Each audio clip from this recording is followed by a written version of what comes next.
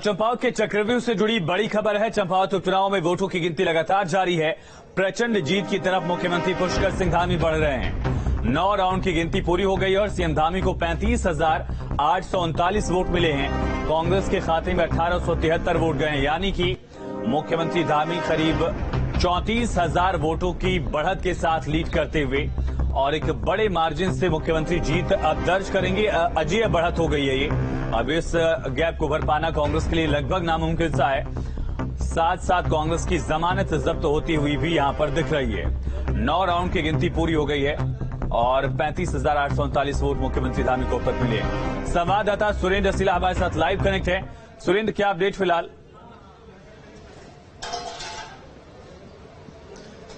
देखिए, सबसे पहले तो बड़ा अपडेट यह है कि सीएम चुनाव जीत चुके हैं। जीत इसलिए हम कह रहे हैं प्रचंड बहुमत की जीत में इजाफा होता रहेगा, क्योंकि उनको 35,839 वोट 9 राउंड के बाद मिल चुके हैं और अब जो महज वोटों की गिनती होनी है वो करीब 22 से 23,000 वोटों की गिनती मुश्किल से होनी है।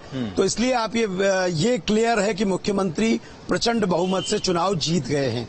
दूसरी बात यह है कि 9 राउंड के बाद कांग्रेस को 1873 वोट मिले हैं।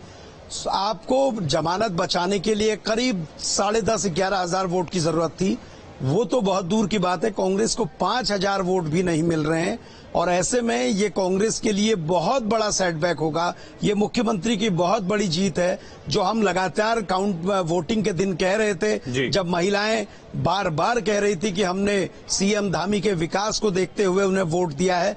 उसी दिन हमने कहा था कि ये बहुत बड़ी जीत होने वाली है और आज उस पर मोहर लग रही है। सीएम इस समय करीब 35,000 के करीब वोटों से लीड कर रहे हैं। ये बहुत बड़ी जीत की ओर वो बढ़ रहे हैं। 39,000 का जो आंकड़ा विजय बहुगुणा का था, वो अगले कुछ राउंडों में टूट जाएगा और ये उत्तराखंड की सबसे बड़ी जीत होने जा रही है। बिल्कुल रिकॉर्ड जीत की तरफ मुख्यमंत्री, आयु कह लीजिए कि रिकॉर्ड जीत मुख्यमंत्री की तय मानी जा रही है। सुन, क्या फैक्टर्स है जो एक बड़ी बढ़त के साथ मुख्यमंत्री यहां पर जीत दर्ज करने वाले हैं? इसके पीछे के कारण क्या दिखते हैं आपको? देखिए, सबसे पहला कारण है कि जनता ऐसा सीएम चाहती है जिससे बहुत सामान्य तरीके से, बहुत आराम से जनता मुलाकात कर सके, वो उनकी बातें सुने। और उस चीज में पुष्कर धामी खरे उतरे जब उनको सीएम बनाया गया। 6 महीने का कार्यकाल था, लेकिन विनम्र तरीके से वो चलते रहे और यही चीजें जनता को भाती हैं। उनके कुछ डिसीजन, देवस्थानम अपनी ही सरकार का लाया हुआ एक्ट वापस लेना, उसके बाद जिस तरीके से उन्होंने अगर जिला स्तरीय प्राधिकरणों की बात करूं, उसको स्थगित किया गया था। उसके बाद फिर उन्होंने ये कहा था कि यूनिफॉर्म सिविल कोड लेके आऊंगा अगर सरकार वापस आई, और आते ही पहली कैबिनेट में फैसला लिया। ड्राफ्टिंग कमेटी के मेंबर्स की सूची भी जारी कर दी गई है। तो तमाम फैसले ऐसे हैं जो उन्होंने लिए हैं अब तक। अतिक्रमण पर उनकी कार्रवाई हो और अगले कुछ दिनों में अब ये और तेज होते हुए दिखेगी। तो ये तमाम चीजें हैं जो जनता के बीच में वो मौजूद रहे। जनता उन पर विश्वास करती है और उनके विकास के एजेंडे पर ये जनता ने अपनी मोहर लगाई है।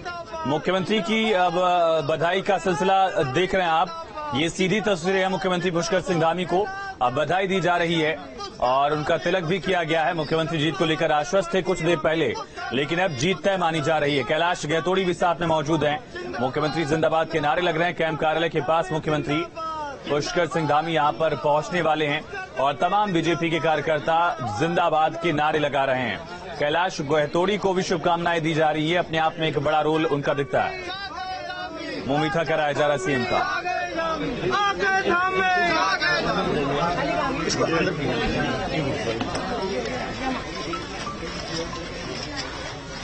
तो ये तस्वीरें आप देख रहे हैं। मुख्यमंत्री धामी को शुभकामनाएं दी जा रही है, मुंह मीठा कराया जा रहा है। यानी कि बीजेपी भी मान चुकी है कि जो बढ़त है वो कम कर पाना भी कांग्रेस के लिए बहुत नामुमकिन सा है। कांग्रेस अपनी जमानत तक नहीं बचा पाएगी, ऐसा लगता है जिस हिसाब से, जिस तेजी के साथ मुख्यमंत्री आगे बढ़ रहे हैं वोटों के मामले में। और यही वजह है कि देखिए, शुभकामनाओं का संदेश का ये सिलसिला शुरू हो गया। गुलदस्ते भेंट किए जा रहे हैं, मुंह मीठा कराया जा रहा है, कोई टोपी पहना रहा है मुख्यमंत्री धामी को और इसी तरह से कैलाश गहतोड़ी को भी शुभकामनाएं दी जा रही हैं। एक बड़ा रोल है, जैसा सुरेंद्र ने भी बताया कि कैलाश गहतोड़ी का भी एक बड़ा रोल, उनकी भी एक कामयाबी, क्योंकि उन्होंने मुख्यमंत्री के लिए सीट छोड़ी और उसके बाद जनता के साथ लगातार वो जुड़े रहे। वोट मुख्यमंत्री को दिया जाए, ये उन्होंने कोशिशें की। बनबसा में जश्न का ये माहौल और इसी की तस्वीरें देखिए। इस तरह से अब मिठाइयां बंटनी शुरू हो गई हैं। तिलक किया गया है मुख्यमंत्री धामी का। महिलाएं मुख्यमंत्री को शुभकामना दे रही हैं। लगातार सुरेंद्र जब कवरेज के लिए पहुंचे थे वोटिंग के दिन, उस दिन भी महिलाओं का एक रुझान देखा जा रहा था। महिलाएं मुख्य बीजेपी के लिए ज्यादा पक्ष में दिख रही थी। उस दिन भी ये साफ हो गया था कि कहीं न कहीं इसका जो सरकार की योजनाएं थी पिछली बार और मुख्यमंत्री धामी की जो छवि है उसका फायदा बीजेपी को मिलने वाला है। और मुख्यमंत्री ने भी जुड़ाव के तमाम पहलुओं का जिक्र किया था कि किस तरह से उनकी जीवन का एक बड़ा हिस्सा इस इलाके में गुजरा है।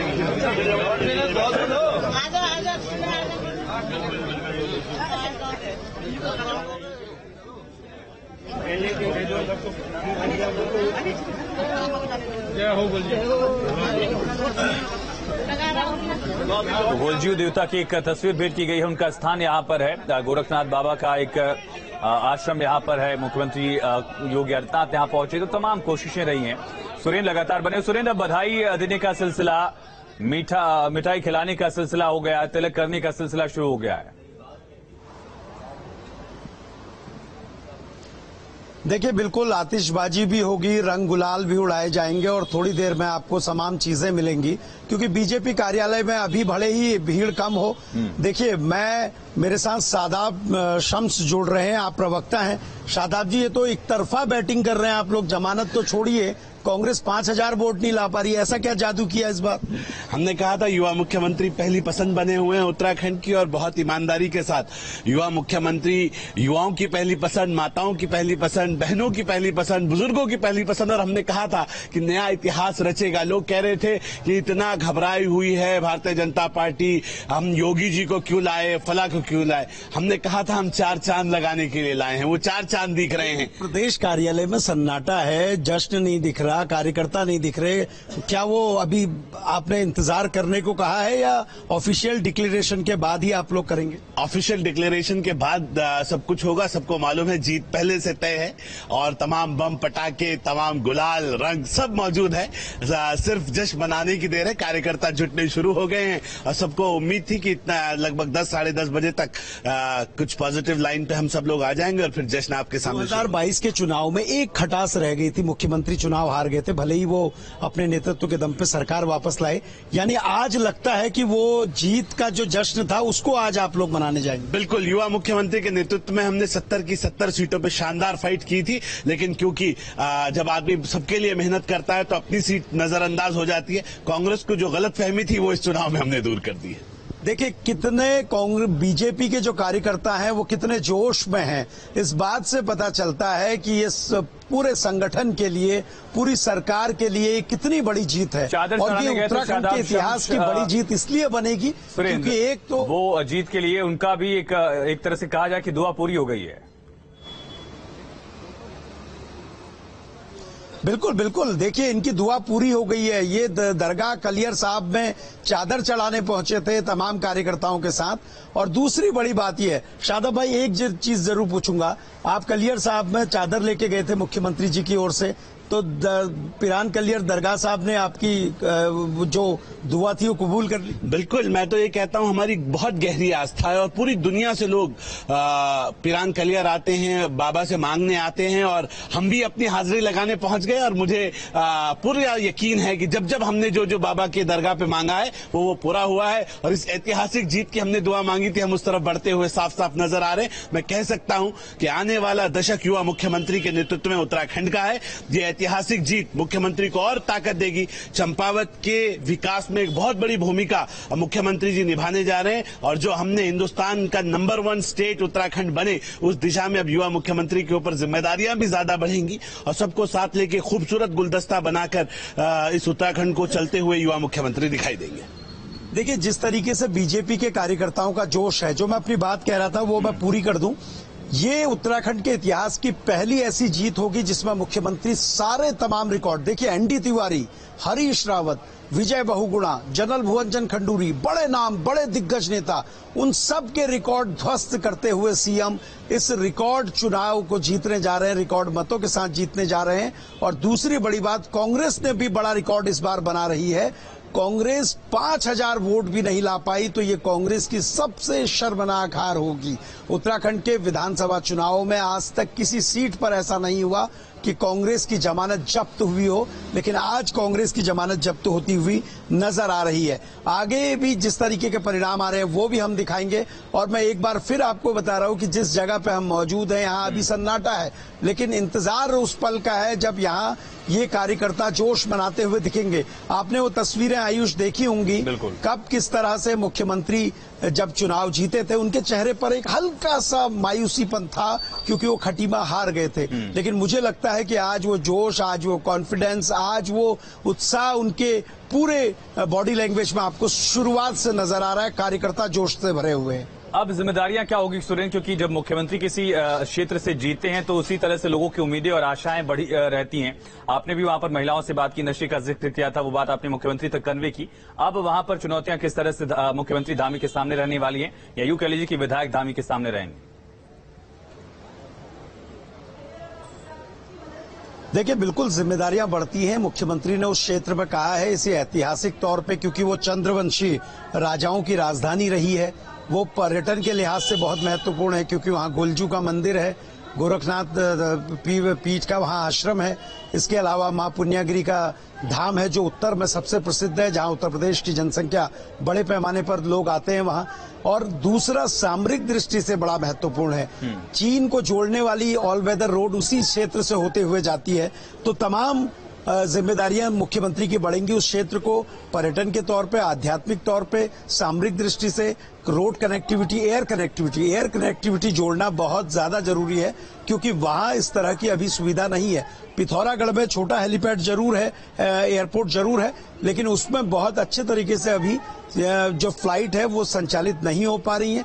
तो ये तमाम चीजें मुख्यमंत्री के एजेंडे में भी रहेंगी और शायद उन्होंने इसके लिए रोड मैप भी बनाया है और ये उनके लिए चुनौती भी होगी क्योंकि जिस जनता को उन्होंने भरोसा दिलाया उस जनता ने इसी बात पर भरोसे पर वोट दिया है कि मुख्यमंत्री वहां विकास करेंगे। और जिस तरह से ये लीड बढ़ रही है, इसे देखकर ऐसा लगता है कि जिन लोगों ने उस वक्त 2022 के चुनाव में कांग्रेस को भी वोट दिया होगा, उसमें से भी बहुत बड़े पैमाने पर लोगों ने इस बार बीजेपी को वोट दिया है क्योंकि करीब 5,500 की अंतर से हिमेश खरकवाल इस बार 2022 में चुनाव हारे थे, यानी टक्कर बहुत कांटे की थी। लेकिन अब जब मुख्यमंत्री चुनाव लड़ रहे हैं तो कांग्रेस 5,000 वोट के लिए भी पहुंचना बड़ा मुश्किल हो रहा है। तो आप समझ सकते हैं कि मुख्यमंत्री पर कितना भरोसा क्षेत्र के लोगों ने किया है।